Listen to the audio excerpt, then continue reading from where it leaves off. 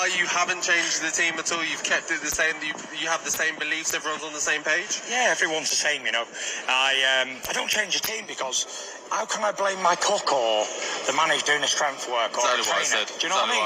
It's like, why would I do that?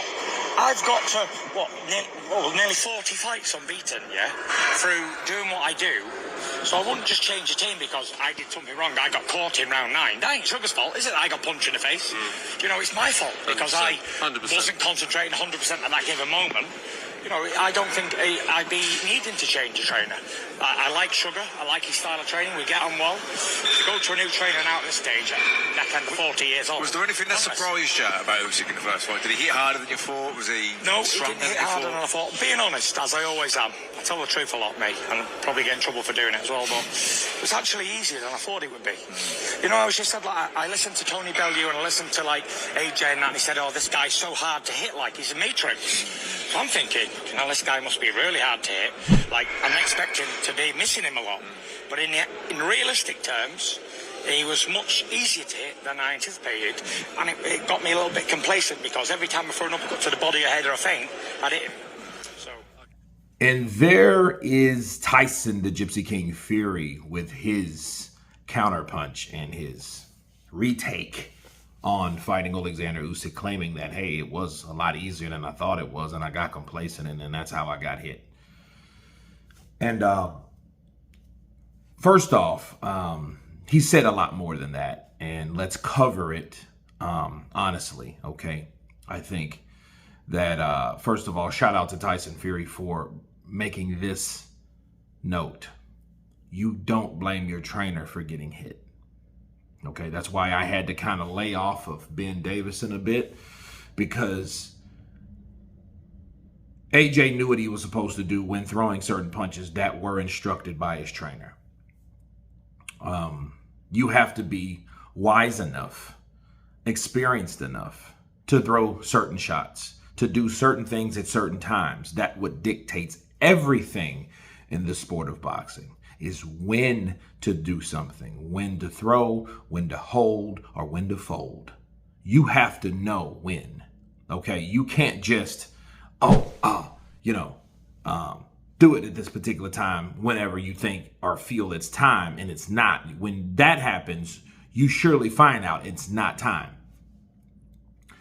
And I'm glad that he had the loyalty, first of all, and the recognition of, hey, what is expected from the fighter, okay? Because there's too many fighters that get beat, that either the fans or the outside influencers are blaming the trainer. They throw the trainer right under the bus, and it's like, well, wait a minute, man. The trainer ain't supposed to fight anyway. The fighter's supposed to fight. The trainer's supposed to assist the fighter and tell him what he's doing wrong. That's how it works.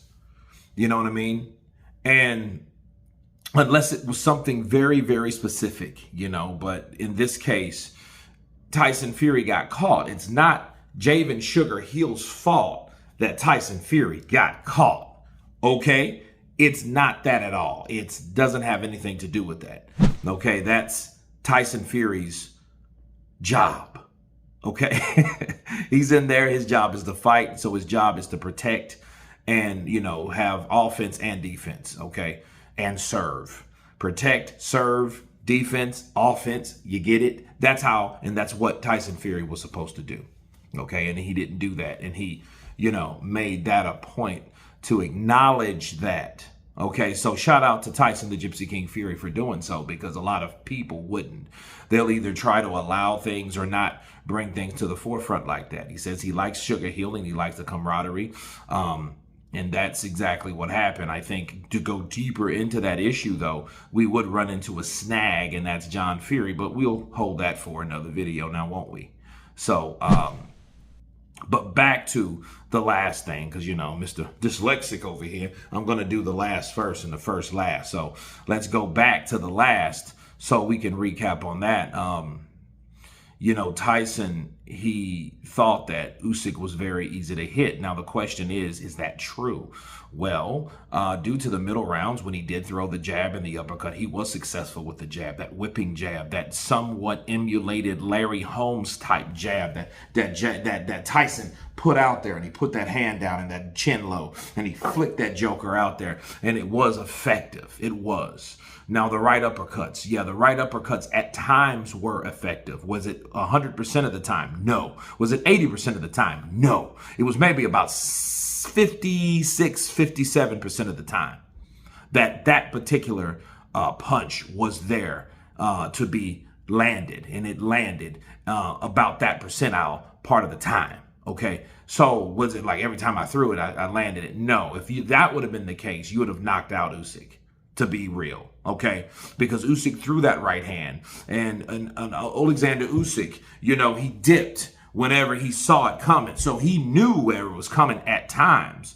But when Tyson feinted, that really threw him off, and that's how he was able to successfully land that right uppercut to the head and to the body. Now, he was successful. Absolutely, he was successful. Was he more successful than he thought he was? It really doesn't matter. Okay, because what matters is, again, how we talked about at the front. It's not the trainer's fault to have discernment for the fighters. It's the fighters. So Tyson Fury should have known, okay, even though it was easy, that does not give you the right to become complacent in a fight. Bars. Okay, so that's all Tyson Fury. And Tyson Fury, I think he knows that. You know, I think he knows he shouldn't do anything. And all that stuff in the corner and stuff like that, which he probably will do. And it may be just nervous energy of doing something at the time to either appease the fans or get people on his side, which, you know, at times there's nothing wrong with that. But understand what type of fight that you were in. And I don't think that he understood that. I don't think he understood the clear and present danger of the time, of the fight, of the night. He did not understand, like, yo, this guy is coming forward. This guy is scoring. This guy is aggressive. This guy is effectively aggressive, and he's trying to knock you out. And that's exactly probably what's supposed to happen, because in round 9, it went down. Okay. Now, we could say, yeah, he knocked Tyson Fury all around the ring. He didn't go down. So if you want to give Tyson any credit in the 9th round, he did not go down. Bars. Right? So understand, that's how it is with Tyson Fury. So for him being, I just thought it was too easy, I think that's more of a cop-out, and that can be conveyed as an excuse, saying that it was just so easy that I just took my mind off the gas and took this guy lightly. Well, that's your ass. Bars.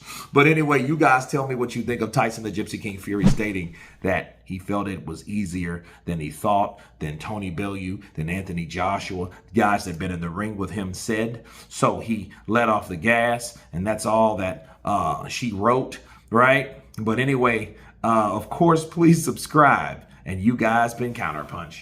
Peace.